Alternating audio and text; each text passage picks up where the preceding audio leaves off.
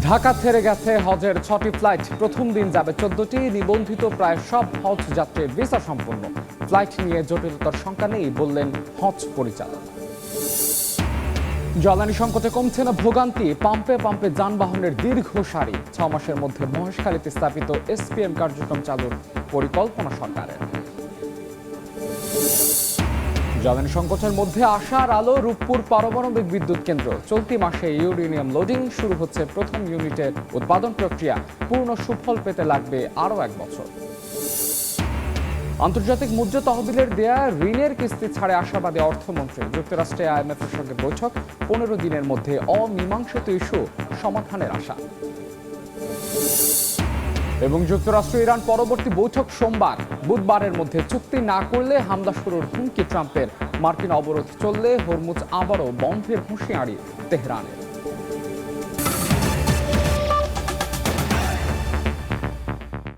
সময় সংবাদের সঙ্গে আছি আমি মাহাদ ইসলাম ধ্রুব। 419 জনকে নিয়ে ঢাকা ছেড়েছে হজের প্রথম ফ্লাইট। শুক্রবার রাতে কার্যক্রম উদ্বোধন করে হজ যাত্রীদের সঙ্গে কুশল বিনিময় করেন প্রধানমন্ত্রী তারেক রহমান। এবছর হজ যাত্রার খরচ 12,000 টাকা কমানো হয়েছে। আগামী বছর আরও কমানো হবে বলেও জানান তিনি। পরে ব্রিফিংয়ে ধর্মমন্ত্রী জানান, হজ যাত্রা নির্বিঘ্ন করতে সর্বাত্মক চেষ্টা করছে সরকার। কোনো অনিয়ম মেনে নেওয়া হবে না বলেও জানান। আর বিমান প্রতিমন্ত্রী বলেন, ফ্লাইট শিডিউল ঠিক রাখতে তৎপর রয়েছে সরকার। হজযাত্রীদের সঙ্গে কুশল বিনিময়ে প্রধানমন্ত্রী তারেক রহমান কথা বলেন ফ্লাইটে থাকা প্রত্যেক যাত্রীর সঙ্গে। শোনেন সুবিধা অসুবিধার কথা। নিরাপদ যাত্রার প্রত্যাশা জানিয়ে সরকার প্রধান বলেন, আগামী বছর থেকে হজযাত্রায় সুযোগ সুবিধা বাড়াবে সরকার। পবিত্র কাবা শরীফে পৌঁছে হজযাত্রীদের আল্লাহর কাছে দেশের জন্য দোয়া করার আহ্বান জানান তারেক রহমান। এর আগে শুক্রবার রাত 10:30টার দিকে হজ ফ্লাইট কার্যক্রমের উদ্বোধন করেন প্রধানমন্ত্রী। পরিদর্শন করেন আশকোনা হজ ক্যাম্প। সার্বিক পরিস্থিতি জানতে কথা বলেন ক্যাম্প কর্মকর্তা ও হজযাত্রীদের সঙ্গে। এ সময় হজযাত্রার খরচ আগামীতে আরও কমানোর আশ্বাস দেন সরকার প্রধান। আগামী বছর ইনশাআল্লাহ আমরা যাতে আরো ভালোভাবে যাতে হাজিদের কষ্ট কম হয়।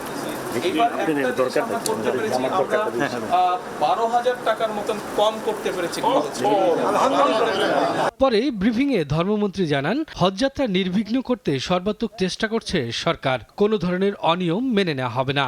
আর বিমান প্রতিমন্ত্রী বলেন, হজ ফ্লাইটের সময়সূচি ঠিক রাখতে এয়ারলাইন্স ও এজেন্সির সঙ্গে প্রতিনিয়ত যোগাযোগ রাখছে কর্তৃপক্ষ। হজের উন্নয়নের জন্য যা প্রয়োজন তাই করা হবে। কোনো অন্যায়, কোনো অনিয়ম সহ্য করা হবে না। আগামীবার হজ যাত্রা আরও সুন্দর হবে, সাবলীল হবে এবং হাজিরা আর এই বিগত দিনের মতো এই কষ্টে পড়বে না, এটা আমরা আশা রাখছি। প্রথম দিনে 14টি ফ্লাইট ছেড়ে যাবে হজযাত্রীদের নিয়ে। এবছর বাংলাদেশ থেকে হজ পালনে সৌদি আরব যাবেন 78,500 জন। শফিকুজ্জামান রুবেল, সময় সংবাদ, ঢাকা। এখন পর্যন্ত সৌদি আরবের উদ্দেশ্যে ঢাকা ছেড়েছে হজের 6টি ফ্লাইট। এই মুহূর্তে আশকোনা হজ ক্যাম্পে আছেন সহকর্মী নাজমুস সালেহী, যাচ্ছে তার কাছে। নাজমুস, আজ মোট 14টি ফ্লাইট হাজিদেরকে নিয়ে পবিত্র নগরী মক্কার উদ্দেশ্যে রওনা দিবেন। এখন পর্যন্ত মোট 6টি ফ্লাইট ছেড়ে গেছে ঢাকা থেকে মক্কার উদ্দেশ্যে।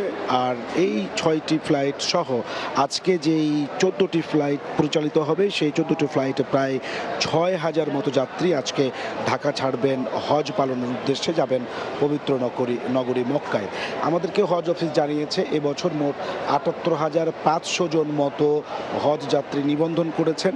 তাদের মধ্যে প্রায় শতভাগী অর্থাৎ 78,300 প্লাস তা এখন পর্যন্ত ভিসা সম্পন্ন হয়েছে। সুতরাং ভিসা যে জটিলতার কারণে প্রতি বছর হজ যাত্রীদেরকে ভোগান্তিতে পড়তে হয়, এবার তেমনটি থাকবে না বলেই তারা আশাবাদ ব্যক্ত করছেন এবং বলছেন যে এখন পর্যন্ত যে কয়টি ফ্লাইট ছেড়ে গেছে তার সবকটিতেই আসলে প্রায় শতভাগ যাত্রী নিয়েই ছেড়ে গেছে ঢাকা থেকে সৌদি আরবের উদ্দেশ্যে। সুতরাং এখন পর্যন্ত যে সার্বিক ব্যবস্থাপনা, সেই ব্যবস্থাপনার আলোকে হজ পরিচালক আমাদেরকে জানিয়েছেন এবার 205টি ফ্লাইট এই 78,500 যাত্রীকে পরিবহনের জন্য পরিচালিত হবে। সেই 205টি ফ্লাইটে আসলে সবাইকেই তারা পরিবহন করতে সক্ষম হবেন। কোনো ধরনের ভিসা জটিলতা যেহেতু নেই, সুতরাং ফ্লাইট জটিলতাও এবার হবে না। সুতরাং যে হজের যে ব্যবস্থাপনা তা নিয়ে তারা আশাবাদ ব্যক্ত করছেন যে শতভাগ সফল একটি হজ যাত্রা এবার 2026 সালে তারা দেশ ও জাতিকে উপহার দিতে চান। আর যারা এখন পর্যন্ত এই হজ যাত্রীরা বলছেন যে কোনো প্রকার ভোগান্তি ছাড়াই এই পর্যন্ত তারা এসে পৌঁছাতে পেরেছেন এবং কোনো ধরনের ঝক্কি ঝামেলা ছাড়াই তারা ভিসা প্রসেস থেকে শুরু করে টিকিট পর্যন্ত তারা সেই সহযোগিতাটুকু এখান থেকে পেয়েছেন এবং কোনো ধরনের ভোগান্তিতে তারা পড়েননি। সেই কারণে তারা আসলে সরকারকে এবং সার্বিক যে হজ ব্যবস্থাপনা তার প্রতি তারা সন্তুষ্ট প্রকাশ করছেন। এই আজকে থেকে যে 18 তারিখ মধ্যরাত থেকে শুরু হয়েছে হজ যাত্রা, চলবে 21 মে পর্যন্ত। এই ছিল আমার কাছে আশকোনা হজ ক্যাম্প থেকে সর্বশেষ খবর। আশকোনা হজ ক্যাম্প থেকে হজ যাত্রীদের সবশেষ খবরাখবর জানাচ্ছিলেন সহকর্মী নাজমুস আলহি। গভীর সমুদ্র থেকে মহেশখালীতে পাইপলাইনে তেল এনে সারা দেশে সরবরাহ করা হবে বলে জানিয়েছেন বিদ্যুৎ ও জ্বালানি প্রতিমন্ত্রী অনিন্দ্য ইসলাম অমিত। সকালে কক্সবাজারের মহেশখালীতে স্থাপিত এসপিএম প্রকল্প পরিদর্শন শেষে একথা জানান তিনি। প্রতিমন্ত্রী বলেন, সরকারের কর্মপরিকল্পনার অংশ হিসেবে 3 থেকে 6 মাসের মধ্যে এই কার্যক্রম চালুর লক্ষ্য নির্ধারণ করা হয়েছে। দ্রুত অপারেশন অ্যান্ড মেইনটেনেন্স ঠিকাদার নিয়োগের মাধ্যমে এসপিএম বয়ার কার্যক্রম চালু করা হবে বলেও জানান প্রতিমন্ত্রী। আমরা অপারেশন অ্যান্ড মেইনটেনেন্স ঠিকাদার নিয়োগের মাধ্যমে এই এসপিএম বয়ার কার্যক্রম আমরা পাইপলাইনের মাধ্যমে গভীর সমুদ্র থেকে তেল খালাস করে এখানে নিয়ে আসা মহেশখালী থেকে এবং এখান থেকে পাইপলাইনের মাধ্যমে ইআরএল এর মাধ্যমে সারা দেশে ছড়িয়ে দেওয়া এই কার্যক্রম দ্রুততম সময়ের মধ্যে আমরা শুরু করতে চাই। বর্তমান সরকারের 180 দিনের যে কর্মপরিকল্পনা রয়েছে, আমাদের টার্গেট হচ্ছে এই 180 দিনের মধ্যে আমরা কার্যক্রমটা শুরু করতে চাই। দিন যত বাড়ছে জ্বালানি তেল সংকট ততই প্রকট হচ্ছে। ঘন্টার পর ঘন্টা অপেক্ষা করেও জ্বালানি তেল মিলছে না গ্রাহকের। বিস্তারিত জানাতে রাজধানীর বিজয় সরণিতে আছেন সাইফুল ইসলাম এবং রাজশাহীতে আছেন সহকর্মী সাইফুর রহমান রকি। সরাসরি শুরুতেই যাচ্ছে সাইফুলের কাছে।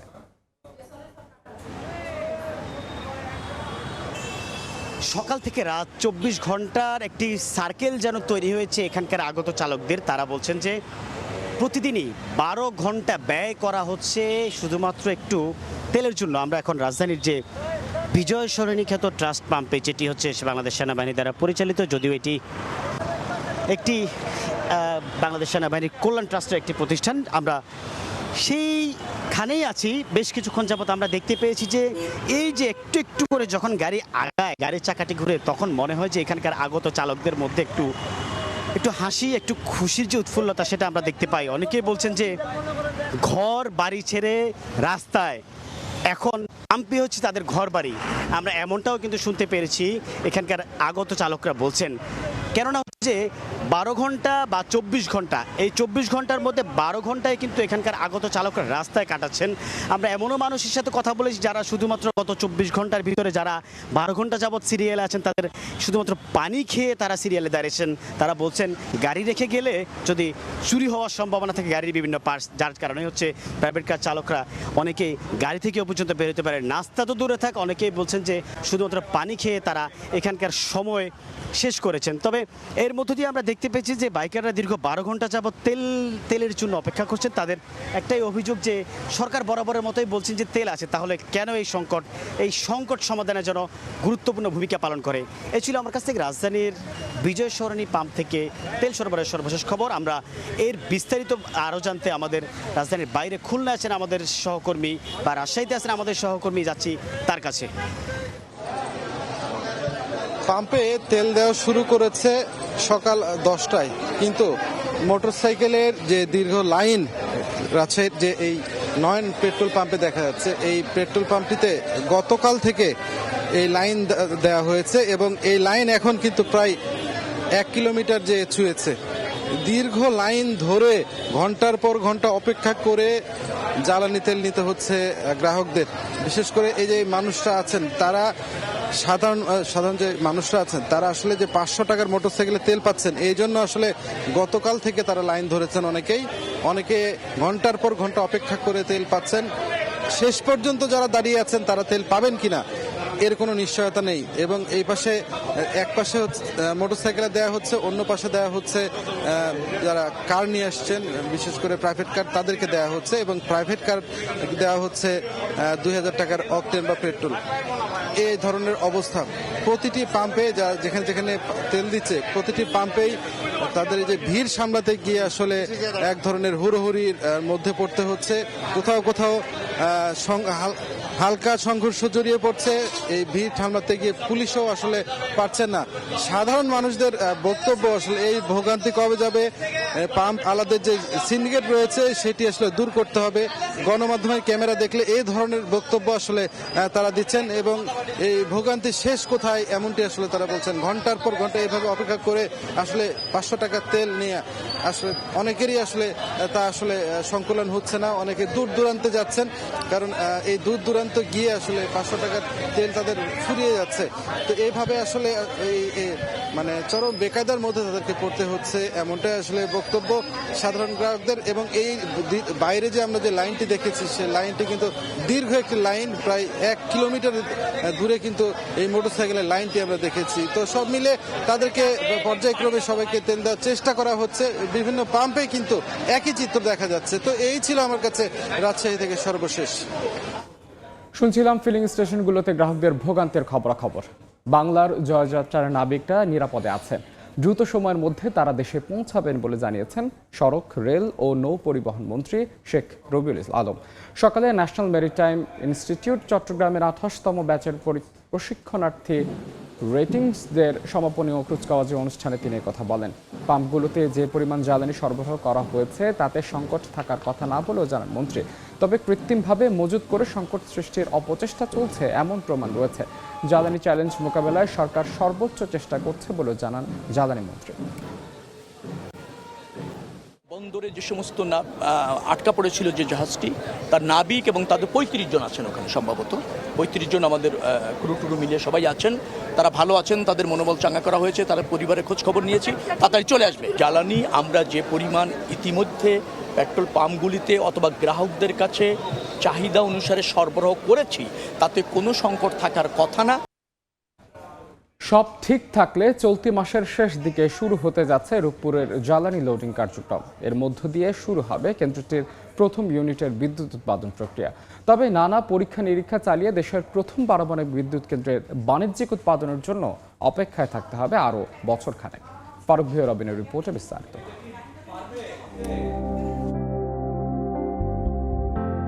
প্রায় 3500 কিলোমিটার দূরের রাশিয়ার নভোসিভিরস থেকে রূপপুরে প্রথমবারের মতো পারমাণবিক জ্বালানি বা ইউরেনিয়াম আসে 2023 সালের সেপ্টেম্বরে।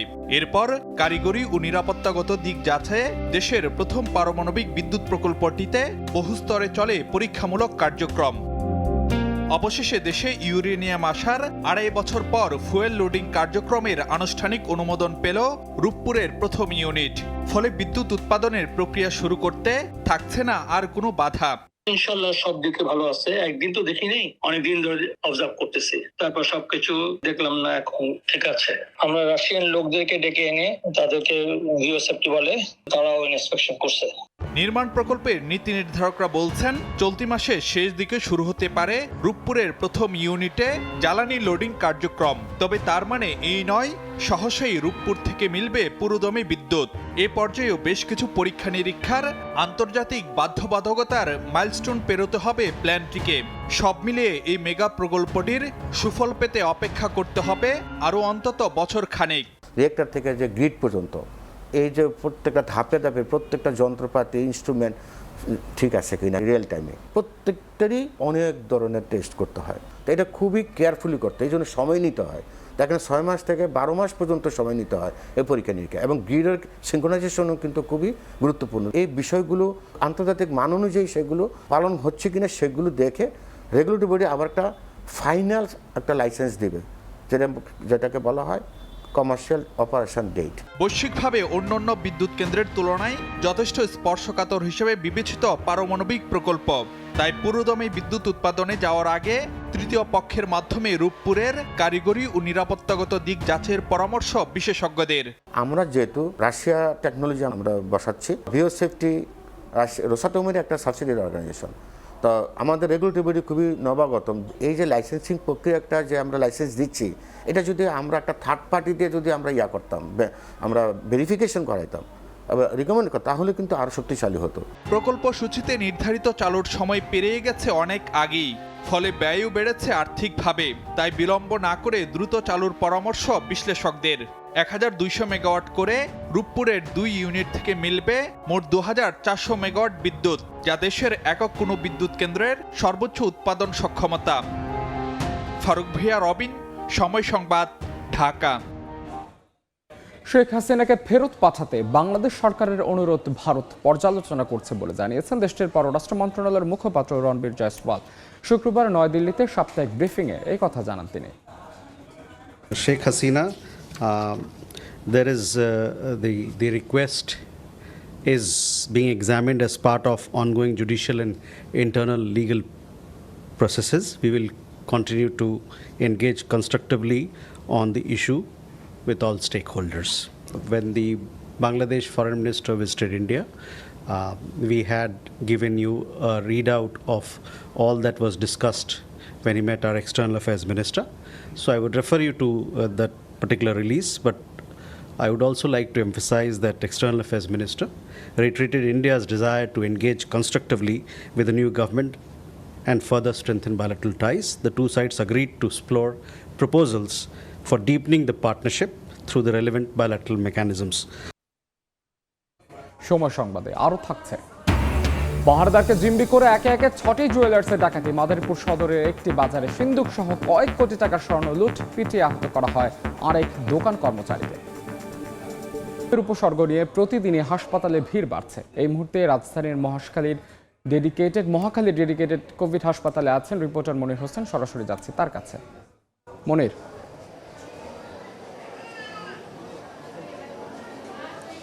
ডিএনসিসি ডেডিকেটেড হাসপাতাল থেকে কিছুটা স্বস্তির খবর জানাতে চাই। গত একদিনে এই হাসপাতালে ভর্তি রোগীর চেয়ে যে ছাড় পাওয়া রোগীর সংখ্যা বেশি। গত একদিনে এই হাসপাতালে নতুন করে ভর্তি হয়েছে 109 জন রোগী এবং সুস্থ হয়ে হাসপাতাল ছেড়েছে 132 জন রোগী। এবং সারা দেশের চিত্রটা যদি বলতে চাই, স্বাস্থ্য অধিদপ্তরের যে তথ্য, সেই তথ্য অনুযায়ী গত একদিন পর্যন্ত অর্থাৎ 15 মার্চ থেকে গতকাল পর্যন্ত হাসপাতাল থেকে সুস্থ হয়ে বাড়ি যাওয়ার সংখ্যা 11,000 ছাড়িয়েছে এবং হাসপাতালে ভর্তি রোগীর সংখ্যা ছাড়িয়েছে 13,000। এবং হাম উপসর্গ এবং হাম নিয়ে মোট যেই আক্রান্তের সংখ্যা অর্থাৎ সন্দেহজনক হামের যেই সংখ্যা স্বাস্থ্য অধিদপ্তর বলছে, সেই সংখ্যা ছাড়িয়েছে 21,000। এবং যদি হাম এবং হামের উপসর্গ নিয়ে মৃত্যুর কথা বলতে হয়, গত এক মাসে এই সংখ্যা 200 ছাড়িয়েছে।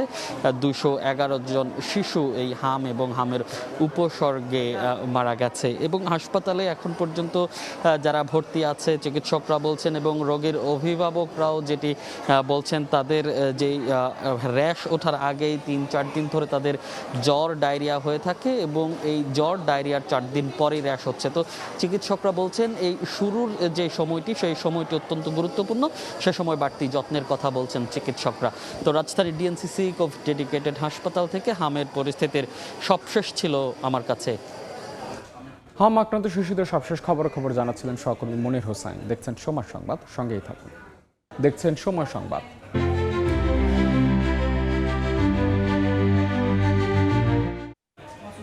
মাদারীপুরে একটি বাজারে 6টি জুয়েলার্স সহ 8টি দোকানে ডাকাতির ঘটনা ঘটেছে। এই সময় বেশ কয়েকটি সিন্দুক সহ কোটি টাকার স্বর্ণ লুট করে নিয়ে গেছে ডাকাতরা। ভুক্তভোগীরা জানান, ভোরে একদল মুখোশধারী ডাকাত বাজারের 6টি জুয়েলার্স সহ 8টি দোকানে লুটপাট চালায়। এ সময় 2টি দোকানের সিন্দুকও নিয়ে যায় তারা। বিষয়টি টের পেয়ে পাশের দোকানে থাকা এক রাজমিস্ত্রি এগিয়ে গেলে তার হাত পা বেঁধে পিটিয়ে আহত করা হয়।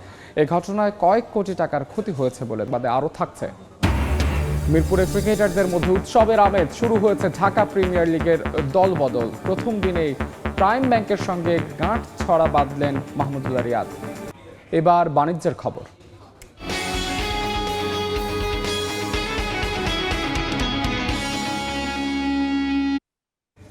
আইএমএফের ঋণের পরবর্তী কিস্তি নিয়ে শঙ্কা থাকলেও আশাবাদী অর্থমন্ত্রী আমির খসরু মাহমুদ চৌধুরী। যুক্তরাষ্ট্রের সংস্থাটির কর্মকর্তাদের সঙ্গে বৈঠক শেষে একথা জানান মন্ত্রী। আন্তর্জাতিক মুদ্রা তহবিল IMF-এর দেওয়া ঋণের কিস্তি ছাড়ে আশাবাদী অর্থমন্ত্রী আমির খসরু মাহমুদ চৌধুরী। কিছু শর্ত পূরণে বাংলাদেশ পিছিয়ে থাকলেও আগামী 15 দিনের মধ্যেই বিষয়গুলো সমাধান হবে বলে মনে করেন তিনি। যুক্তরাষ্ট্রে IMF সদর দপ্তরে স্থানীয় সময় শুক্রবার দুটি টিমের সঙ্গে বৈঠক করে অর্থমন্ত্রীর নেতৃত্বাধীন ওয়াশিংটন ডিসিতে অবস্থান করা বাংলাদেশ মিশন। বৈঠক শেষে সাংবাদিকদের কাছে বিষয়টি তুলে ধরেন মন্ত্রী। IMF-এর সাথে যে আলোচনাটা সেটা অব্যাহত থাকবে, কারণ আমরা অনেকগুলো ইস্যু সলভ করেছি, কয়েকটা ইস্যু এখন আলোচনার মধ্যে আছে। সেটা আমরা আগামী 15-20 দিনের মধ্যে এই ইস্যুগুলো আলোচনার মাধ্যমে সমাধান করার চেষ্টা করছি। ব্যাংক খাতের সংস্কারে ধীরগতি, নতুন ব্যাংক রেজুলেশন আইন, রাজস্ব আদায় পরিস্থিতি ভালো না হওয়ায় IMF পরবর্তী ঋণ ছাড় স্থগিত করেছে। কিছু গণমাধ্যম এমন তথ্য প্রকাশের বিষয়টি ঠিক নয় বলেও জানিয়েছেন মন্ত্রী। আমি তো মনে করি এখনো আমরা আলোচনা চলছে, সামনের দিকে যে বিষয়গুলো এখনো রিজলভ হয় নাই এগুলো আগামী দিনে আলোচনার মধ্যে আসবে, এটাই পরিষ্কার সিদ্ধান্ত। তারা হ্যাঁ না তো বলার কোনো সুযোগ নাই, আর এটা বুঝতে হবে বিষয়গুলো একটা চলমান প্রক্রিয়া। IMF থেকে প্রতিশ্রুত $5.5 বিলিয়ন ঋণ কর্মসূচির আওতায় এখনও বাকি $1.86 বিলিয়ন। এর মধ্যে চলতি বছরের জুনের মধ্যে $1.3 বিলিয়ন ছাড়ের প্রত্যাশা নতুন সরকারের। সংস্থাটির শর্ত বাস্তবায়নে উদাসীনতা ঋণ ছাড়ে বাধা হতে পারে বলে মনে করছেন খাত সংশ্লিষ্টরা। তোফাজ্জল হোসাইন, সময় সংবাদ। 40 বছর ধরে অসংখ্য খুশি ছিল আইডিএলসি, থাকবে আগামীতেও। রাজধানীর ওসমানী স্মৃতি মিলনায়তনে উপজেলা স্বাস্থ্য ও পরিবার পরিকল্পনা কর্মকর্তাদের সম্মেলনে বক্তব্য রাখছেন প্রধানমন্ত্রী তারেক রহমান। সরাসরি যাচ্ছে সেখানে। ভূমিকা অর্থাৎ আপনাদের ভূমিকা অনস্বীকারযোগ্য। দুঃখজনক হলেও সত্য, বর্তমানে বিশেষজ্ঞ চিকিৎসক, বিশেষায়িত হাসপাতাল অথবা উন্নত ল্যাব প্রায় সবকিছুই শহর কেন্দ্রিক, কিংবা আরও সুনির্দিষ্টভাবে যদি আমরা বলতে চাই তাহলে অবশ্যই রাজধানী ঢাকা কেন্দ্রিক। এরকম বাস্তবতা থেকে বেরিয়ে এসে যদি আমরা জেলা উপজেলা ভিত্তিক হাসপাতাল কিংবা ক্লিনিকগুলোর মাধ্যমে উন্নত চিকিৎসা সেবা নিশ্চিত করতে পারি বা চাই, তাহলে বিশেষজ্ঞ চিকিৎসকগণ যেন জেলা উপজেলায় চিকিৎসা সেবা দিতে স্বাচ্ছন্দ্য করবেন। অপরদিকে রোগীদেরকে শারীরিক এবং আর্থিকভাবে আরও কষ্ট করে ঢাকামুখী হতে হবে না। শহর এবং গ্রাম অঞ্চলে স্বাস্থ্যসেবা প্রাপ্তির ক্ষেত্রে বৈষম্য দূর করা বর্তমান সরকারের অন্যতম একটি প্রায়োরিটি। বৈষম্য দূর করে স্বাস্থ্য সেবার বিকেন্দ্রীকরণের লক্ষ্যে আমরা ইতিমধ্যেই পদক্ষেপ গ্রহণ এবং বাস্তবায়নের কাজও ধীরে ধীরে শুরু করেছি। যদিও এটি আমরা সকলেই বুঝি, এই কাজটি 1 মাস কিংবা 1 বছরেই বাস্তবায়ন করা সম্ভব নয়। সম্মানিত সকল উপস্থিতবৃন্দ, বিভিন্ন পরিসংখ্যান এবং স্বাস্থ্য বিশেষজ্ঞগণ বলেন যে দেশের মোট মৃত্যুর 71% অসংক্রামক রোগের কারণে হয়ে থাকে। সংক্রামক রোগ প্রতিরোধে উপযুক্ত সচেতনতা সৃষ্টি করার পাশাপাশি অসংক্রামক রোগ প্রতিরোধ এবং নিয়ন্ত্রণে ইতিমধ্যে প্রণীত যৌথ ঘোষণা বাস্তবায়নের কাজ শুরু হয়েছে। সাম্প্রতিক বছরগুলোতে পরিবেশগত বিপর্যয় এবং জলবায়ু পরিবর্তনের অভিঘাতের কারণে সংক্রামক রোগের পাশাপাশি অসংক্রামক রোগ যেমন শ্বাসকষ্ট, স্ট্রোক, হৃদরোগ ইত্যাদি স্বাস্থ্য ব্যবস্থাপনার উপরেও নিত্য নতুন চ্যালেঞ্জ সৃষ্টি করছে। এবং এইসব কারণেই উপজেলা পর্যায়ে গুরুত্ব সহকারে ডায়াবেটিস এবং উচ্চ রক্তচাপের মতন অসংক্রামক রোগের স্ক্রিনিংও নিয়মিত করা প্রয়োজন। উপস্থিতিবৃন্দ, জীবনযাপনের ধরন পরিবর্তন করার ব্যাপারেও জনগণের মধ্যে অবশ্যই সচেতনতা তৈরি করাটা অত্যন্ত জরুরি, যা আপনাদের মাধ্যমে করাটা অনেক সহজ। আমার কাছে আরেকটি বিষয় মনে হয়, সেটি হচ্ছে ভেজাল এবং পুষ্টি সচেতনতা খাদ্য নিশ্চিত করা শহর হচ্ছে জেলা পর্যায়ে উপজেলা পর্যায়ে বেশি সহজ, কারণ প্রতিরোধ ব্যবস্থাপনায় জনস্বাস্থ্য সুরক্ষার মৌলিক ভিত্তি। আমাদের সরকার, বর্তমান সরকার বিশ্বাস করে UHF-এর PA অর্থাৎ উপজেলা স্বাস্থ্য ও পরিবার কল্যাণ কর্মকর্তাগণ বাংলাদেশের স্বাস্থ্য ব্যবস্থার মূল চাবিকাঠি।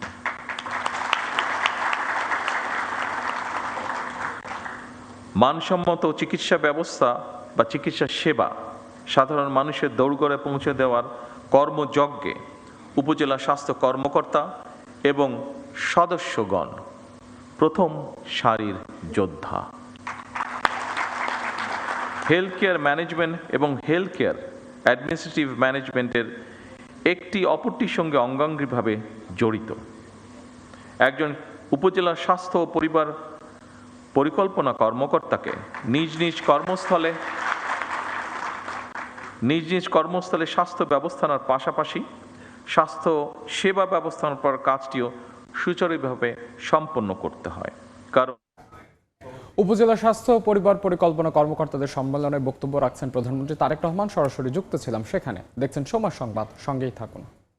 মোটরসাইকেলে তেল নেওয়াকে কেন্দ্র করে ময়মনসিংহ মেডিকেল কলেজ ছাত্রাবাসে দুপক্ষের সংঘর্ষ হয়েছে। এতে আহত হয়েছেন 2 জন। এই ঘটনায় ক্লাস পরীক্ষা 1 সপ্তাহের জন্য স্থগিত করে শিক্ষার্থীদের ছাত্রাবাস ছাড়ার নির্দেশ দিয়েছে কর্তৃপক্ষ। শুক্রবার রাতে কলেজের বাঘমারা এলাকায় ছাত্রাবাসে মোটরসাইকেলে তেল নেওয়াকে কেন্দ্র করে শিক্ষার্থী হামিদুর ও মজের মধ্যে প্রথমে কথা কাটাকাটি হয়, যা পরে হাতাহাতি ও মারামারিতে রূপ নেয়। এক পর্যায়ে দুপক্ষের সংঘর্ষে হয়। খবর, আগামী সোমবার পাকিস্তানে যুক্তরাষ্ট্র ইরান পরবর্তী বৈঠক হতে পারে বলে জানিয়েছেন মার্কিন সংবাদ মাধ্যম CNN। ইরানি সূত্রের বরাতে এ তথ্য জানায় সংবাদ মাধ্যমটি। এদিকে বুধবারের মধ্যে চুক্তি না করলে ইরানে আবারও হামলা শুরুর হুমকি দিয়েছেন মার্কিন প্রেসিডেন্ট ডোনাল্ড ট্রাম্প। তেহরানের সঙ্গে চুক্তি নিয়ে বড় কোনো মতপার্থক্য নেই বলেও দাবি তার। দেখছেন সময় সংবাদ, সঙ্গেই থাকুন। বহুল আকাঙ্ক্ষিত ঢাকা প্রিমিয়ার লিগ ক্রিকেটের দল বদল। এই কার্যক্রম চলবে বিকেল 5টা পর্যন্ত। প্রথম দিনই দল বদলে অংশ নিয়েছেন আবাহনী, মোহামেডান, প্রাইম ব্যাংকের মতো বড় ক্লাবগুলো। এই মৌসুমে প্রাইম ব্যাংকের সঙ্গে চুক্তি করেছেন মাহমুদুল্লাহ রিয়াদ। নতুন ক্লাব ঢাকা লিওপার্ডে যোগ দিয়েছেন কোঅপ প্রেসিডেন্ট মোহাম্মদ মিথুন এবং মুমিনুল হক। এই ছিল দুপুর 12টার সময় এখনকার আয়োজনে। এরপর খেলার সময় সঙ্গে থাকবেন সহকর্মী সাজেদ মুস্তাহিদ। ধন্যবাদ শুভ। খেলার সময় আসছে কিছুক্ষণ পর, সঙ্গেই থাকুন সময়ের।